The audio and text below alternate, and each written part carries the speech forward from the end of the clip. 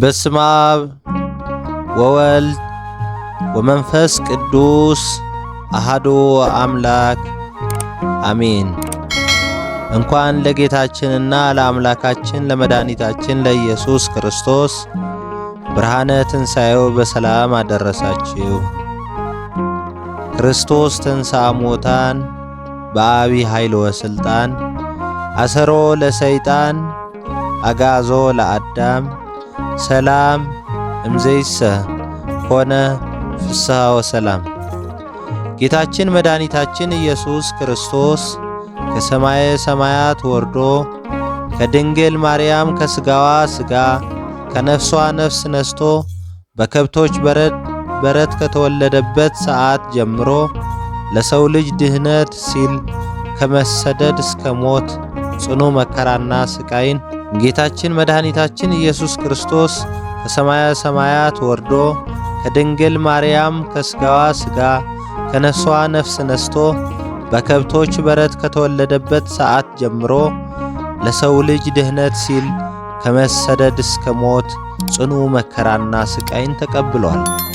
በተለይ በመጨረሻው ሰዓት ከሰው ልጅ አእምሮ በላይ የሆነ ስቃይ፣ መከራ፣ እንግልትና ግርፋትን ተቀብሎ በጲላጦስ ከወንበዴዎች ጋር ተፈርዶበት በቀራንዮ አደባባይ በዕለተ ዓርብ በመስቀል ላይ ተሰቅሎ ነፍሱን በፈቃዱ ሰጥቶ አዳምንና ዘሩን ከሞት ወደ ሕይወት ከጨለማ ወደ ብርሃን ከባርነት ወደ ነጻነት መልሶ በሦስተኛው ቀን መቃብር ክፈቱልኝ፣ መግነዝ ፍቱልኝ ሳይል በማቴዎስ ወንጌል ምዕራፍ 28 ከቁጥር 5 ላይ እነሆም የጌታ መልአክ ከሰማይ ወረደ፣ ታላቅ የምድር መናወጥም ሆነ፣ እናንተ ሳትፍሩ የተሰቀለውን ኢየሱስን እንድትሹ አውቃለሁና እንደተናገረው ተነስቶአልና በዚህ የለም ኑና እዩ አላቸው ተብሎ እንደተገለጸው ብርሃንን ተጎናጽፎ በታላቅ ኃይልና ሥልጣን በክብር ተነስቷል። ተነስቷል፣ ጌታ ተነስቷል፣ ተነስቷል፣ ክርስቶስ ተነስቷል፣ ከሙታን መሃል የለም፣ ክርስቶስ ተነስቷል፣ ከሙታን መሃል የለም፣ ክርስቶስ ተነስቷል፣ ተነስቷል፣ ጌታ ተነስቷል፣ ተነስቷል፣ ክርስቶስ ተነስቷል፣ ከሙታን መሃል የለም፣ ክርስቶስ ተነስቷል፣ ከሙታን መሃል የለም፣ ክርስቶስ ተነስቷል። ማጽናናትንና የምሥራችን ለሰው ልጆች ማብሰር ልማዳቸው የሆኑ መላእክት ለእናታችን ቅድስት ድንግል ማርያም በመልአኩ በቅዱስ ገብርኤል አማካኝነት አምላክን እንደምትወልድ እንዳበሰራት ሁሉ እነሆ ጌታም ሞቶ በተቀበረ በሦስተኛው ቀን የትንሣኤውን ብስራት በሌሊት ወደ መቃብሩ ስፍራ ለመጡ የገሊላ ሰዎች በእግዚአብሔር መልአክ አማካኝነት ተነገረ። አስቀድሞ በነቢዩ ቅዱስ ዳዊት አማካኝነት ስለ አምላካችን መድኃኒታችን ኢየሱስ ክርስቶስ ትንሣኤ በመዝሙረ ዳዊት 77 ከቁጥር 6 እግዚአብሔር ይነሳል፣ ጠላቶቹም ይበተናሉ፣ እግዚአብሔር ከእንቅልፍ እንደሚነቃ ተነሳ፣ የወይን ስካር እንደተወው እንደ ኃያልም ሰው ጠላቶቹንም በኋላው መታ። እንዲሁም በመዝሙር 3 ከቁጥር 5 እኔ ተኛሁ አንቀላፋሁም፣ እግዚአብሔር አስነስቶኛልና ተነሳሁ በማለት የክርስቶስን ከሙታን መነሳት በትንቢት ተናግረዋል። የሕያዋን አምላክ ሙታንን ያስነሳ በኩለ ሌሊት ክርስቶስ ተነሳ፣ በኩለ ሌሊት ክርስቶስ ተነሳ። የሕያዋን አምላክ ሙታንን ሊያስነሳ በኩለ ሌሊት ክርስቶስ ተነሳ፣ በኩለ ሌሊት ክርስቶስ ተነሳ። ሌሎች ነቢያትም ክርስቶስ እንዲሞት በሦስተኛው ቀን ከሙታን ተለይቶ እንደሚነሳ በተለያዩ ጊዜያት በትንቢትና በምሳሌ ገልጸዋል። ራሱ ጌታችን መድኃኒታችን ኢየሱስ ክርስቶስ በዘመነ ሥጋዌው ስለ ትንሣኤው በምሳሌ አስተምሯል። እንደ እንዲሁም በመጨረሻም እንደተናገረው በተግባር መግነዝ ፍቱልኝ፣ መቃብር ክፈቱልኝ ሳይል በስልጣኑ ተነስቷል። ሐዋርያትም በስብከታቸውና በመጽሐፋቸው ስለ ትንሣኤው ምስክርነት በመስጠት አረጋግጠው አስፍተውና አምልተው አስተምረዋል፣ ጽፈዋልም። ትንቢተ ዮናስ ምዕራፍ 2 ከቁጥር 1፣ ትንቢተ ሆሴዕ ምዕራፍ 13 ከቁጥር 14፣ ማቴዎስ ወንጌል ምዕራፍ 12 ከቁጥር 40፣ ማቴዎስ ወንጌል ምዕራፍ 28፣ ማርቆስ ወንጌል ምዕራፍ 16፣ ሉቃስ ወንጌል ምዕራፍ 24፣ ዮሐንስ ወንጌል ምዕራፍ 20።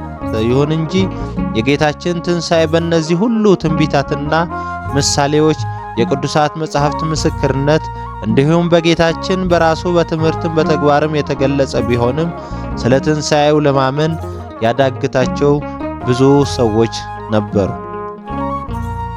ከሐዋርያትም መካከል የሆነው ቅዱስ ቶማስ የተቸነከሩትን እጆቹንና እግሮቹን በጦር የተወጋውንና ጎኑን ካላየው ካልዳሰሱ የክርስቶስን መነሳት አላምንም ብሎ ጌታችን በዝግ ቤት ሰላም ለእናንተ ይሁን ብሎ የተወጋውን ጎኑን አሳይቶ በክብር መነሳቱን እስከሚያረጋግጥለት ድረስ የጌታችንን ትንሣኤ ለማመን እንደተቸገረ ቅዱስ መጽሐፍ ይነግረናል። ዮሐንስ ወንጌል ምዕራፍ 20 ከቁጥር 24። ተነስቷል፣ ጌታ ተነስቷል፣ ተነስቷል፣ ክርስቶስ ተነስቷል፣ ከሙታን መሃል የለም፣ ክርስቶስ ተነስቷል፣ ከሙታን መሃል የለም፣ ክርስቶስ ተነስቷል፣ ተነስቷል፣ ጌታ ተነስቷል፣ ተነስቷል፣ ክርስቶስ ተነስቷል፣ ከሙታን መሃል የለም፣ ክርስቶስ ተነስቷል፣ ከሙታን መሃል የለም፣ ክርስቶስ ተነስቷል። ይሁን እንጂ የጌታችንና የመድኃኒታችን ኢየሱስ ክርስቶስ ትንሣኤ በስሙ ላመኑ ክርስቲያኖች ሁሉ ትንሣኤ ነው። ክርስቶስ ለሙታን ሁሉ በኩር ሆኖ ተነስቷል። የሙታንንም ሁሉ መነሳት የሚያረጋግጥልን የጌታ ትንሣኤ ነው። የክርስቶስም ትንሣኤ መርገመ ሥጋ መርገመ ነፍስ፣ ሞተ ሥጋ ሞተ ነፍስ የተሻረበት ርደተ ገሃነም ጠፍቶ በአዳም የተፈረደው ፍርድ ሁሉ ተደምስሶ ፍጹም ነጻነት፣ የማይለወጥ ደስታ የተገኘበት ስለሆነ ፋሲካ ይባላል። ፋሲካ ደስታ ነው። እስራኤል ከግብፅ ባርነት ነጻ የወጡበትን ቀን ፋሲካ ብለውታል። የእርቅ የሰላም የድህነት ቀን ነው። ከሞት ከመነሳት፣ ከመቃብር ጨለማ ከመውጣት፣ ከዲያብሎስ ቁራኝነት ከመላቀቅ፣ ከሲኦል እስራት ከመፈታት የሚበልጥ ምንም ደስታ ሊኖር አይችልምና ፋሲካችን እንለዋለን።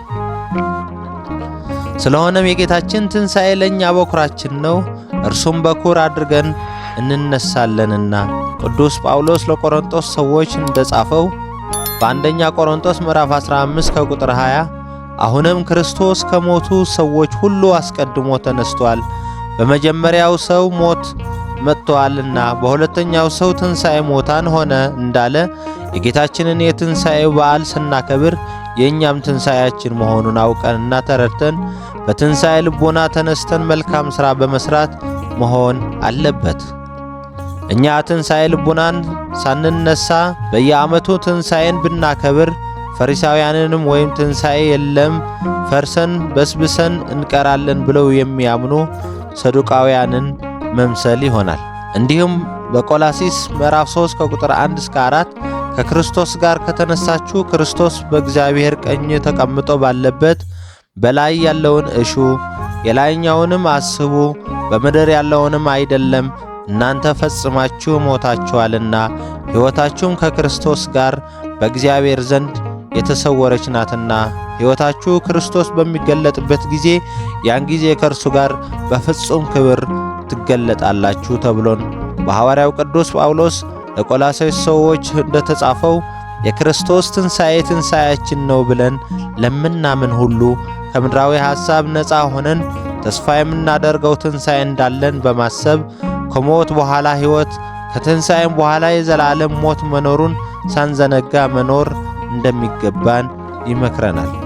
በተጨማሪም በዮሐንስ ወንጌል ምዕራፍ 5 ከቁጥር 28 እንደተገለጠው በትንሣኤ ለማያምኑ ወይም ከሞት በኋላ ስላለ ሕይወት ስለማያስቡ መልካም ሥራ ለማይሰሩ ሰዎች ትንሣኤ ምን እንደሚመስል ጌታችን መድኃኒታችን ኢየሱስ ክርስቶስ ሲያስተምር በመቃብር ያሉ ሁሉ ቃሉን የሚሰሙበት ጊዜ ይመጣል። ስለዚህ አታድንቁ። መልካም የሰሩ ለሕይወት ትንሣኤ፣ ክፉ የሰሩም ለፍርድ ትንሣኤ ይነሳሉ ብለዋል። የሕያዋን አምላክ ሙታንን ሊያስነሳ በኩለ ሌሊት ክርስቶስ ተነሳ። በኩለ ሌሊት ክርስቶስ ተነሳ። የሕያዋን አምላክ ሙታንን ሊያስነሳ በኩለ ሌሊት ክርስቶስ ተነሳ። በኩለ ሌሊት ክርስቶስ ተነሳ።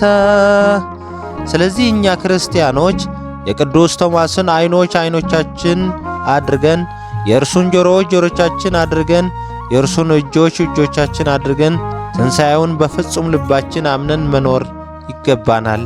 እንዲሁም ጌታችን ለቶማስ ሳያዩ የሚያምኑ ብፁዓን ናቸው ብሎ እንደተናገረ እኛም ትንሣኤውን በመንፈስ የተረዳን ሁሉ ከትንሣኤው ብርሃን በረከትን ለማግኘት የጌታችን ትንሣኤ ላልተረዱ ሁሉ እነርሱም እንደኛ የትንሣኤውን ብርሃን እንዲያዩ በሕይወታችን በቃልም በምግባርም ልንመሰክርላቸው ይገባል።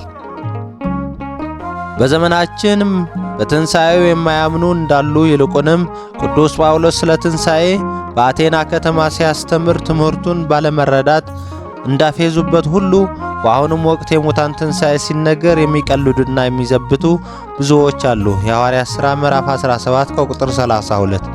ቅዱስ ጳውሎስ የአቴና ሰዎችን ከአምልኮተ ጣዖት ወደ አምልኮተ እግዚአብሔር እንዲመለሱ በጌታችን ትንሣኤ አምነው በትንሣኤው ክብርን እንዲወርሱ ቢያስተምራቸውም ብዙዎቹ ግን ድህነትን ከመፈለግ ይልቅ ፌዝን መረጡ።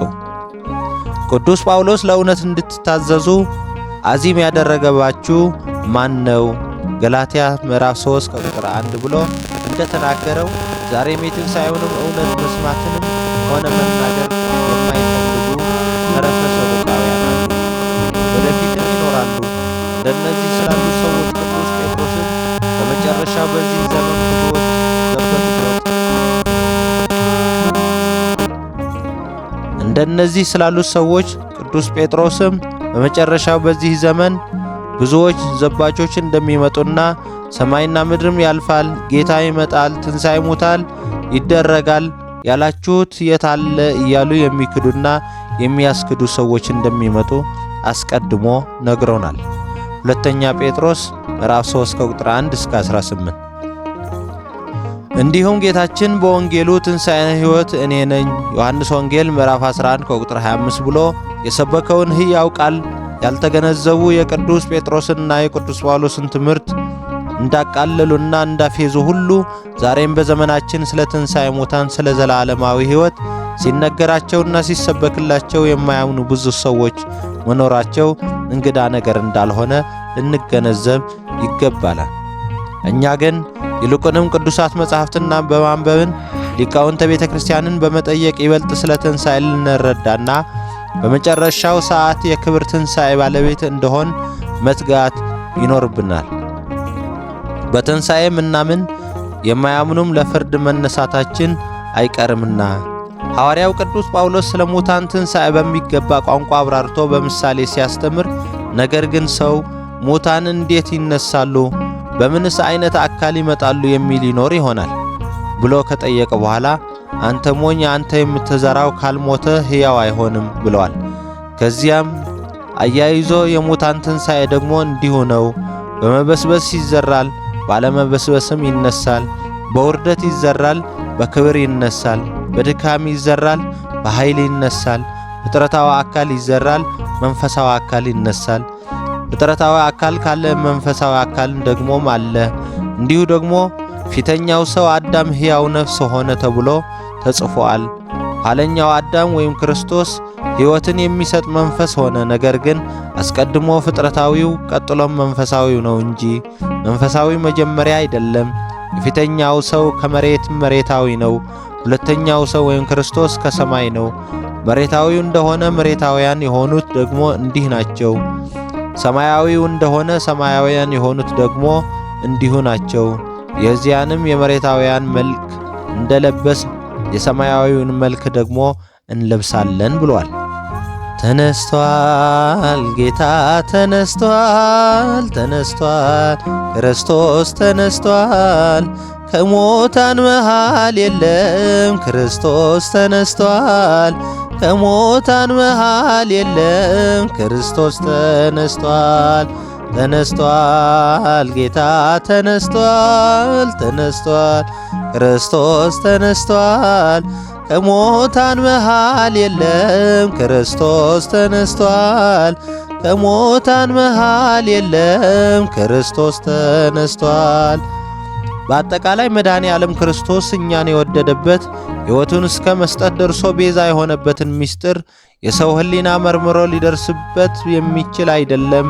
ተነጻጻሪ፣ ተወዳዳሪ፣ አቻ ወይም አምሳያ የሌለው ልዩ ነውና ስለሆነም የትንሣኤ ሙታንን ምስጢር ተረድተን በክርስቲያናዊ ምግባር መኖር አለብን። በትንሣኤ ሙታን ጊዜ ስንነሳ በጌታችን ፊት እንዳናፍር በትእዛዝና በሕጉ ጸንተን ጌታችን ሥጋዬን የሚበላ ደሜን የሚጠጣ የዘላለም ሕይወት አለው፣ እኔም በመጨረሻው ቀን አስነሳዋለሁ ብሎ በዮሐንስ ወንጌል ምዕራፍ 6 ከቁጥር 54 እንዳለ የክብር ትንሣኤ አግኝተን ከምርጦቹ ጋር በቀኙ እንዲያቆመን የጌታችንን ትንሣኤ ስናከብር ንስሐ ገብተን ቅዱስ ሥጋውንና ክቡር ደሙን በመቀበል ለክብር ትንሣኤ ተዘጋጅተን ሊሆን ይገባል። ቅዱስ ጳውሎስ ለቆሮንቶስ ሰዎች እንደጻፈልን በአንደኛ ቆሮንቶስ ምዕራፍ 15 ከቁጥር 20 እስከ 23 አሁን ግን ክርስቶስ ላንቀላፉት በኩራት ሆኖ ከሙታን ተነስቷል። ሞት በሰው በቀዳማዊ አዳም በኩል ስለመጣ ትንሣኤ ሙታን በሰው ወይም በተዋህዶ ሰው በመሆኑ ዳግማዊ አዳም በተባለ በክርስቶስ በኩል ሆነዋልና ሁሉ በአዳም እንዲሞቱ እንዲሁ ሁሉ በክርስቶስ ደግሞ ሕያዋን ይሆናሉና። ነገር ግን እያንዳንዱ በራሱ ተራ ይሆናል። ክርስቶስ እንደ በኩራት ነው እንዲል የትንሣኤያቸውን በኩር ክርስቶስ አብነት አድርገን ቃሉን ሰምተን ሕጉን ጠብቀን ትእዛዙን አክብረን ትንሣኤ ልቡና ተነስተን ሥጋውን በልተን ደሙን ጠጥተን በንስሐ ተሸልመን በፍቅረ እግዚአብሔርና በፍቅረ ቢጽ ወይም ወንድምን በመውደድ ጸንተን ብንኖር የትንሣኤውን ትርጉም አውቀነዋል፣ ገብቶናል ማለት ነው። ከትንሣኤ ሥጋ ትንሣኤ ልቦና ተነስተን በንስሐ ታጥበን ሥጋውና ደሙን ተቀብለን ተዘጋጅተን እንድንኖር የአምላካችን ቸርነት የወላዲተ አምላክ የድንግል ማርያም የቅዱሳንና የቅዱሳን መላእክት አማላጅነትና ተራዳይነት አይለየን። አሜን። ንዜኖ ዘአምላክነ ሂሩተ ትሕትና ወየዋሃት ንዜኑ ዘአምላክነ ሂሩተ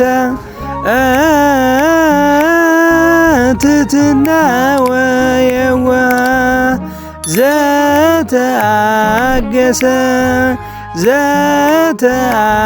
ዘተአገሰ በእንተ አፍቅሮተ ዘተአገሰ በእንተ አፍቅሮተ ወስብሐት ለእግዚአብሔር ወለወላዲቱ ድንግል ወለመስቀሉ ክቡር